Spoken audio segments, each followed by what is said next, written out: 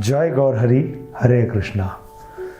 अक्सर लोग ये प्रश्न पूछा करते हैं कि इस भौतिक जगत में कैसे गिर गए हम इस संसार में हम कैसे फंस गए, इस भौतिक जगत में हम कैसे आ गए।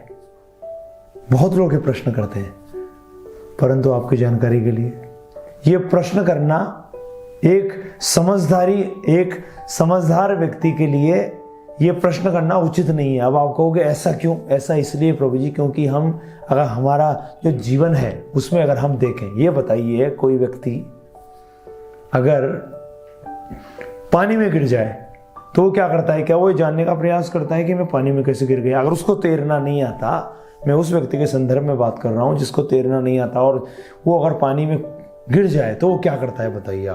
वो प्रभु जी आवाज लगाता है कि बचाओ बचाओ, मुझे बचा लो। सही बात है कि नहीं? बताइए, आप ही बताइए। वो ये नहीं विचार करता, वो ये नहीं सोचता कि मैं कैसे गिर गया, वो ये देखता है कि मैं निकलूं, यहां से निकलूं, पानी से निकलूं, तो उसके लिए आवाज लगाता है। उसी प्रकार से किसी के घर में आग लग गई हो तो क्या करते हैं प्रभु जी बताइए?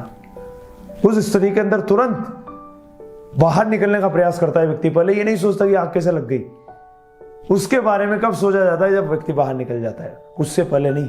तो उसी प्रकार से प्रभु जी हम इस भौतिक जगत में आ गए। अब क्यों आ गए, कैसे आ गए, ये सब प्रश्न मत करिए, पहले निकलिए इस भौतिक जगत से। एक चीज बड़ी स्पष्ट है, भगवान कृष्ण ने स्पष्ट रूप में बताया है। क्या बताया भगवान ने? कि ये भौतिक जगत दुखालयम है, दुखों का घर है, इसमें सुख नाम की चीज नहीं है, ये असुखम है, यहां सुख है ही नहीं। और भगवान स्पष्ट रूप में करें कि यहां से निकलो। तो बुद्धिमान मनुष्य कौन है? जो यहां से निकलने की तैयारी करे। तो उसके लिए क्या करना है? तरीका बड़ा सरल है। हरे कृष्ण कृष्ण कृष्ण हरे हरे, हरे राम राम राम हरे हरे। इस महामंत्र को तुरंत अपने जीवन में जोड़ लीजिए। कलि संतरण उपनिषद में बताया गया है कि कलियुग के अंदर इससे श्रेष्ठ दूसरा और कोई उपाय है ही नहीं।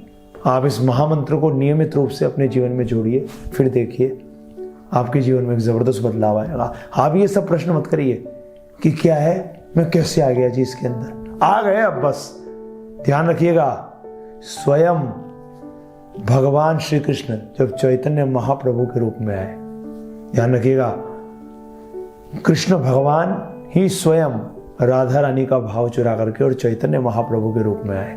और जब श्री चैतन्य महाप्रभु के रूप में आए तो उन्होंने आकर क्या कहा?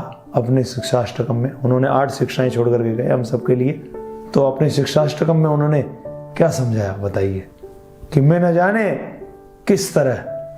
किस तरह इस भौतिक संसार में फंस गया हूं। स्पष्ट रूप में उन्होंने कहा, अयि नंद तनुजय किंकरम पतितम माम विषय में भवाम बुधो कृपया तव पाद पंकज स्थित धूलि सदृशम विचिंत है। कि हे महाराज नंद के पुत्र कृष्ण, न जाने में किस तरह क्या है इस बद जगत में फंस गया हूं, न जाने किस तरह।